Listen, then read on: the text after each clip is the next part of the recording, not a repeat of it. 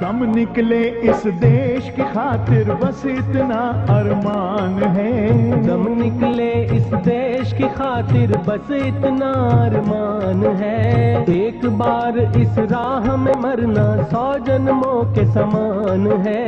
देख के वीरों की कुर्बानी, देख के वीरों की कुर्बानी, अपना दिल भी बोला मेरा रंग दे बसंती चोला।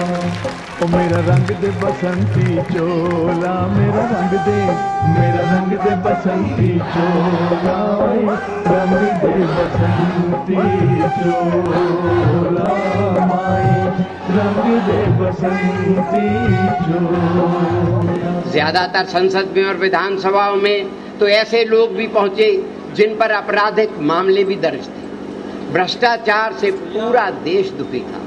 कन कन में चाहे भगवान ना दिखाई देता हो, लेकिन कन कन में भ्रष्टाचार व्याप्त था। चारों तरफ लोग कहीं चले जाएं, सिर्फ भ्रष्टाचार। हम सब निराश हो चुके थे कि कोई ऐसी प्रशासनिक व्यवस्था आए, कोई ऐसी चीज आए, कोई ऐसा परिवर्तन आए जो इसको सचमुच में जनता की सरकार जो है बने। हमें ऐसा लगने लगे कि ये सरकार हमारी है, वही अंग्रेज़ों जैसी ही नहीं है, काले अंग्रेज़ों की सरकार है। और ऐसे में जब देश निराश हो गया, तब जो है जब दिल्ली में जो है अन्ना जी हज़ारे महाराष्ट्र से चलकर और दिल्ली आए। जब उन्होंने आंदोलन शुरू किया तब कोई ऐसा बड़ा आंदोलन नहीं लग रहा था, लेकिन देखते देखते चारों तरफ पूरा देश इकट्ठा हो गया। तो वो जो क्रांति थी, उन्होंने उस समय तो सरकार झुक भी गई, लेकिन तब जो है उन्होंने जो है उसको जो जन लोकवाद बिल था, जो अन्ना जी ने मार्ग दिखाया था, उसको कहने के बाद भी जो है पास नहीं किया।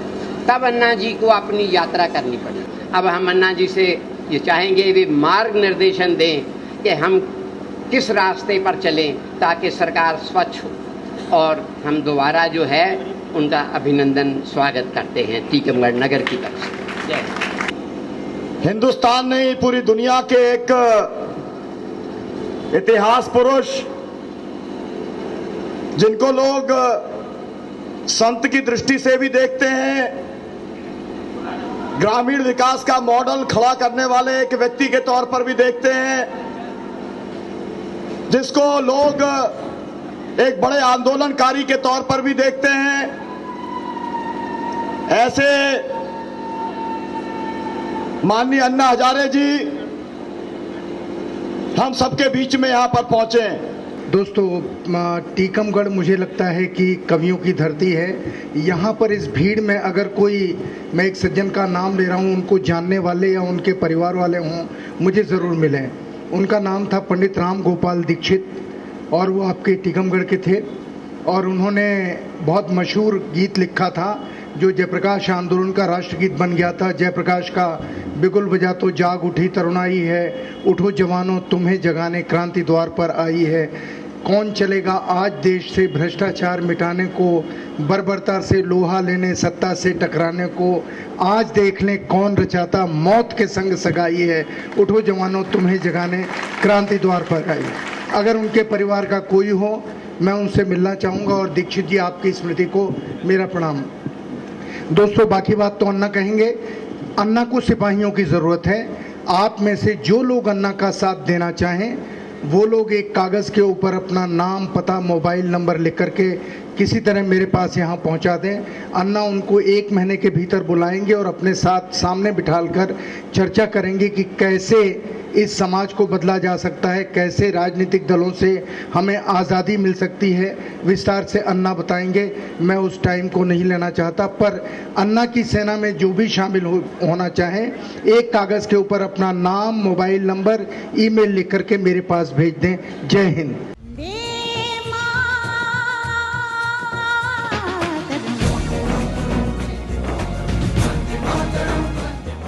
सबके लिए नमस्कार, प्रणाम। आज हमारी जनतंत्र यात्रा पंजाब के जालियांवाला बाग से शुरुआत हो गई, पूरी देश में जाना है। उद्देश्य एक ही है, लोक शिक्षा और लोक जागृति। क्या है लोक शिक्षा को लोक जागृति? दो बातों पर है। एक है जनतंत्र और दूसरा है जन लोकपाल। जनतंत्र हम सब कहते हैं 1947 में हमें आज़ादी मिली, 26 जनवरी 1950 में प्रजासत्ताक दिन मनाया और उस दिन हमारे देश में जनतंत्र आ गया, लोकतंत्र आ गया, लोकशाही आ गई, ऐसे हम कहते हैं। लेकिन वो कहाँ है लोकतंत्र, कहाँ है जनतंत्र, कहाँ है लोकशाही? जनतंत्र का अर्थ अगर ये है जनता का, जनता ने, जन सहभाग से चला हुआ तंत्र, वो है जनतंत्र। तो आज जनता का सहभाग कहाँ है? जनता का, जनता ने, जन सहभाग से चला हुआ तंत्र कहाँ है? 26 जनवरी 1950 में जनता मालिक हो गई देश की, प्रजासत्ताक दिन मनाया, उसी दिन जनता इस देश की मालिक हो गई। सरकारी तिजोरी उनकी है, जनता के तिजोरी का पैसा कहाँ कहाँ खर्चा होता है, कैसे होता है, ये जनता को जानकारी देना जरूरी है कि वो मालिक है देश के। लेकिन आज दिया नहीं जाता। जो भी काम चलता है वो सब मंत्रालय से। एक तरफ हम बोलते हैं कि जनतंत्र है हमारे देश में और पूरा काम चलता है मंत्रालय से, तो इसको क्या जनतंत्र कहेंगे? ऐसे क्यों हुआ? ये हुआ, इसका कारण ये है कि 1857 में आज़ादी की लड़ाई शुरू हो गई और 1947 में हमें आज़ादी मिली। 90 साल तक लाखों लोगों ने अपने जान की कुर्बानी की, लाखों लोग जेल में गए, भूमिगत रहे आज़ादी के लिए। 1947 में अंग्रेज इस देश से चला गया, अंग्रेज चला गया। 1949 में हमारा संविधान बना, भारत का संविधान 1949 में, और संविधान में ये स्पष्ट लिखा है कि पक्ष और पार्टी चुनाव नहीं लड़ सकती। आप देखिए संविधान। कुछ लोग कहेंगे ये अन्ना के दिमाग पर कोई असर तो नहीं हुआ। आप देखिए, हमें भी पहले पता नहीं था। 30 साल पहले मैंने आंदोलन शुरू किया ये भ्रष्टाचार के विरोध में। अगर ये मुझे पता होता कि संविधान में ये लिखा है कि पक्ष और पार्टी चुनाव नहीं लड़ सकती, तो आज तक देश में जनतंत्र आना था। लेकिन हमें बहुत देर हो गई समझ में कि पक्ष और पार्टी चुनाव नहीं लड़ सकती, ये संविधान में लिखा। फिर कौन लड़ सकते हैं? जनता ने अपना चारित्रशील उम्मीदवार खड़ा किया, वो इंडिविजुअल, समूह नहीं, इंडिविजुअल। ऐसे लोगों को जनता चुनकर भेज सकती है, समूह को नहीं। संविधान सभा में यह बात जब आई थी कि समूह को, पक्ष और पार्टी को अनुमति देना चाहिए, उसको काफी विरोध हुआ कि समूह को परमिशन मत दो। अगर समूह को परमिशन दिया तो संसद में और संसद के बाहर प्रेशर ग्रुप बनेगा, दबाव ग्रुप बनेगा, उसमें से भ्रष्टाचार बढ़ेगा, लूट बढ़ेगी, गुंडागर्दी बढ़ेगी, दहशतवाद बढ़ेगा। इसलिए पक्ष और पार्टी को अनुमति नहीं देना, इसलिए संविधान में ये बात नहीं आई। संविधान में ये बात नहीं आई, पक्ष और पार्टी चुनाव नहीं लड़ेगी। 26 जनवरी 1950 में जब प्रजासत्ताक दिन मनाया, उसी दिन सभी पक्ष और पार्टियां बर्खास्त होनी चाहिए थी संविधान के मुताबिक। उसी दिन बर्खास्त होनी चाहिए थी। महात्मा गांधी ने पहले ही बताया था कांग्रेस वालों को कि अभी कांग्रेस पक्ष बर्खास्त करो, जनतंत्र आ गया देश में। अभी पक्ष और पार्टी तंत्र नहीं, जनतंत्र आ गया, कांग्रेस पक्ष बर्खास्त करो। लेकिन हुआ क्या? धोखाधड़ी हुई। धोखाधड़ी हुई। 1952 का पहले चुनाव हो गया देश में, पहला चुनाव 1952 में, और संविधान के विरोध में जाकर पक्ष और पार्टी ने चुनाव लड़ा।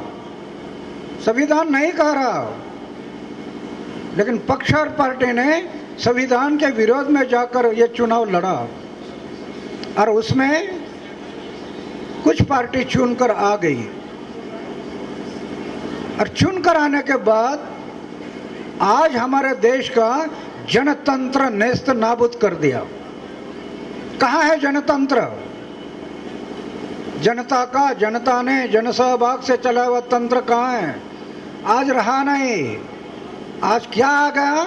पक्ष तंत्र, पार्टी तंत्र, सरकार तंत्र, अधिकारी तंत्र, जनतंत्र रहा नहीं। क्यों? जनतंत्र को बर्खास्त कर दिया इन लोगों ने। जनतंत्र बचा नहीं, रहा नहीं। अगर 1857 से 1947 तक जिन्होंने कुर्बानी की, उनको अगर ये पता होता कि हम तो कुर्बानी कर रहे हैं देश के लिए, लेकिन हमारे कुर्बानी के बाद अंग्रेज की जगह पक्ष और पार्टी लेने वाली होगी, तो क्या उन्होंने बलिदान करना था? बिल्कुल नहीं करना था। ये धोखाधड़ी हुई। अंग्रेज देश से चला गया और अंग्रेज की जगह पक्ष और पार्टी ने ले ली संविधान के विरोध में। और आज पूरे पक्ष तंत्र, पार्टी तंत्र बन गया। इसीलिए हम लोग जगाने के लिए निकले बाहर, लोगों को कुछ लेना नहीं, किसी से मांगना नहीं। मैंने अपने जीवन में 26 साल की उम्र में यह तय किया था, मैं यंग था, 26 साल की उम्र में यह तय किया था, मैं जब तक जीऊंगा मेरे समाज के और देश की सेवा के लिए जीऊंगा, और जिस दिन मैं मरूंगा समाज और देश की सेवा करते करते मरूंगा। ये मैं व्रत लिया मेरे जीवन में। मेरी ऐसी धारणा है, हार्ट अटैक आकर लोग मरते हैं, हार्ट अटैक। ऐसे हार्ट अटैक आकर मृत्यु आना, इसके बजाय समाज और देश की सेवा करते करते मृत्यु आ गया तो ये मेरा सौभाग्य होगा। इसीलिए मृत्यु हथेली पर लिया है। मृत्यु का भय नहीं, मृत्यु हथेली पर लिया। पिछले 25 साल से बड़े बड़े गुंडों के साथ ये लड़ाई चल रही है, 30 साल हो गए। इसलिए मुझे धोखा लग रहा था, शादी कर लो तो चूल्हा जलाने में समय बीत जाएगा। इसलिए मैं निर्णय लिया कि शादी नहीं करना। मेरे जीवन का हर क्षण समाज और देश की सेवा में लगे, ये मेरी धारणा बन गई। इसलिए मैंने तय किया शादी नहीं करना। और आज 75 साल की उम्र हो गई, वही विचार मेरे कायम है। गांव में मेरा घर है, गांव में घर है। 40 साल हो गए घर में जाकर, फिर से घर में नहीं। मेरे 3 भाई हैं, वो भाई के बच्चों का नाम क्या है पता नहीं। करोड़ रुपए की योजना अपनाई, करोड़ रुपए की, कहीं बैंक बैलेंस नहीं। राष्ट्रपति ने मुझे पद्मश्री, पद्म भूषण, अमेरिका, दक्षिण कोरिया, कहाँ कहाँ अवार्ड मिले, लेकिन 55 लाख रुपए के मुझे कैश अवार्ड मिल गए। उसका भी मैं ट्रस्ट कर दिया। और उससे उससे जो ब्याज आता है 40-45 गरीब बच्चों की शादी कर देता हूं, कुछ पैसा रखता नहीं। मंदिर में रहता हूं, सोने का एक बिस्तर है और खाने का प्लेट है, बस कुछ रखा नहीं। लेकिन नींद कब लग जाती पता नहीं। अरे लखपति करोड़पति को जो आनंद नहीं मिलता होगा, मैं अनुभव कर रहा हूं मेरे जीवन में, कितना आनंद है वो। आनंद ये बाहर नहीं, आनंद भीतर से मिलता है, सेवा से मिलता है। सेवा में है जन सेवा, मानव सेवा, माधव सेवा है। मेरा कहने का मतलब है कि मंदिर में रहता हूं, अभी मैं अनुभव क्या करता हूं, सिर्फ शादी किया नहीं, लेकिन मेरा परिवार छूटा नहीं। 4 दीवारों के अंदर एक छोटा सा परिवार मैं करना था, वो छोटा ना करते हुए ये सब मेरा परिवार बन गया, बड़ा परिवार। और अभी ये काले साहब घोटाले कर रहे हैं, फिर भी हम उनके पीछे घूम रहे। इसको बदलना है, ये बदलने की चाबी आपके हाथ में है, मतदाताओं के हाथ में है। सिर्फ मतदाता ने प्रतिज्ञा किया तो इसको बदल सकते हम। तो मेरा कहना क्या कि जनतंत्र, हमारा तो ये कहना है कि अगर 1857 1947 जिन्होंने बलिदान किया, उनकी 2 अपेक्षा थी। एक तो अंग्रेज को इस देश से निकालना और देश में जनतंत्र लाना, 2 बातें। हुआ क्या, अंग्रेज गया, जनतंत्र आया नहीं, आने नहीं दिया। पक्ष और पार्टियों ने जनतंत्र को आने नहीं दिया। दम निकले इस देश की खातिर बस इतना अरमान है। दम निकले इस देश की खातिर बस इतना अरमान है। एक बार इस राह में मरना 100 जन्मों के समान है। देख के वीरों की कुर्बानी, देख के वीरों की कुर्बानी, अपना दिल भी बोला मेरा, रंग दे बसंती चोला।